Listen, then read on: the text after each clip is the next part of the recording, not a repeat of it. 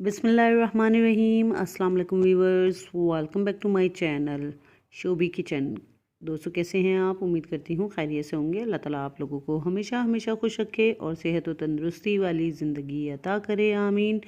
Friends, मैं आज आपको छोलों की पुलाव बनाने का तरीका दिखा रही हूँ और ये मैं तकरीबन 6 किलो चावल पकाने लगी हूँ। और आप ज़्यादा मकदार में चावल पकाने का बहुत आसान तरीका है ये, आप देख सकते हैं। ये 6 किलो चावलों में मैंने 1 किलो छोले लिए हैं और ये धनिया, सौंफ है ये, और गरम मसाला, नमक, साबुत प्याज। ये सबसे पहले हम छोलों की यखनी बना लेंगे। ये मैंने रात को भिगो के रखे थे और इस पर थोड़ा सा मीठा सोडा डाल लिया था सुबह के टाइम, और अब मैं इसको बॉयल करूँगी।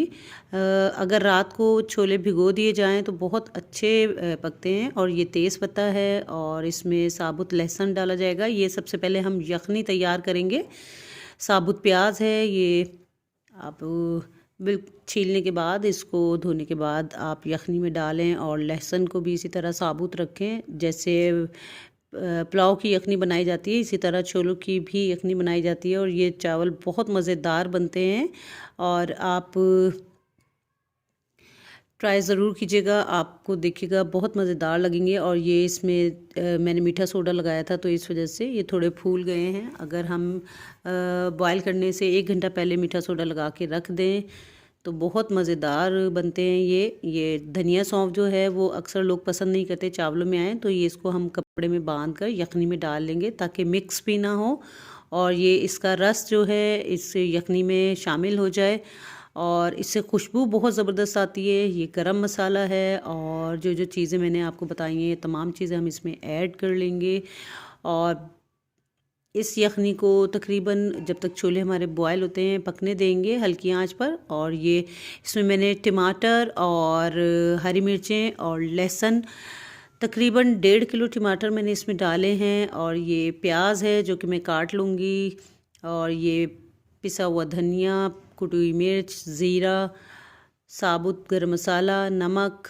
और ये तकरीबन 6 किलो चावल हैं। और ये वो जो मैंने पेस्ट तैयार किया है, टमाटर ग्राइंड किए हैं और इसमें हरी मिर्चें हैं और लहसुन अदरक पेस्ट है।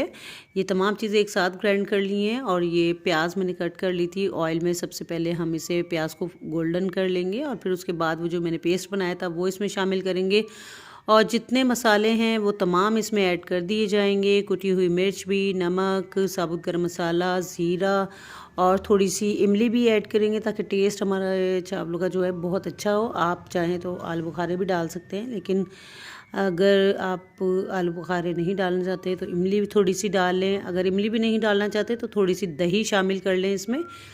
दही से भी बहुत जायका आता है चावलों में। आप इसकी अच्छी तरह से भुनाई करें और जितनी देर में इसकी भुनाई होगी, जो यखनी है वो तैयार हो जाएगी। और उसके बाद हम छोले अलग कर लेंगे उसमें से और यखनी का पानी जो है इसमें शामिल कर लेंगे। ये देखें, जब मसाला भून जाए तो हम इसमें पानी ऐड कर लेंगे। तकरीबन 3 जग मैंने इसमें पानी डाला है, लेकिन मैं फ़िक्स क्वांटिटी आपको इसलिए नहीं बता रही हूँ। जब आप पकाएं तो आप जितने पानी में आपके चावल डीप हो जाएं आप इतना पानी डाल लें ताकि ज़्यादा नरम भी ना हो। ये मैंने यखनी डाल ली है इसमें, और ये इसके छोले जो बॉयल हो गए थे। छोले जो हैं बहुत ज़्यादा सख्त भी ना रखें और बहुत ज़्यादा नरम भी ना करें कि वो बिल्कुल हलवा बन जाएं। ये बिल्कुल सही बॉयल हुए हुए हैं चावल, सॉरी छोले। और ये छोले डालने के बाद जब उबाल आ जाएगा उसके बाद हम इसमें चावल डाल लेंगे। ये चावल, ये देख सकते हैं आप, चावलों को हम दम रख रहे हैं। ये पानी खुश्क हो गया है इसका, और इसमें थोड़ा सा जर्दे का रंग और केवड़ा ऐड करेंगे। और फिर इसके बाद इसको हम कपड़ा लगाकर दम कर देंगे। अगर आपको चावल ज़्यादा नरम लग रहे हो तो आप खुश्क कपड़ा लगा लें, और अगर आपको चावल थोड़े सख्त फील हो रहे हो तो आप कपड़े को गीला कर लें।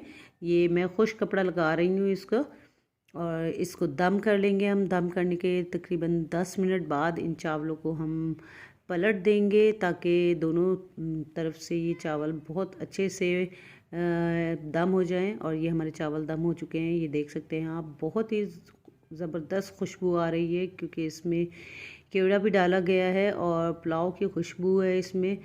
बहुत जायकेदार चावल बनते हैं। छोलों के चावल अक्सर बच्चे भी शौक़ से खाते हैं, तो आप ट्राई ज़रूर कीजिएगा। उम्मीद करती हूँ आपको ये रेसिपी ज़रूर पसंद आएगी।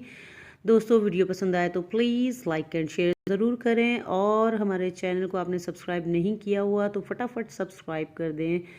मिलते हैं फिर नेक्स्ट रेसिपी के साथ। अल्लाह हाफिज़।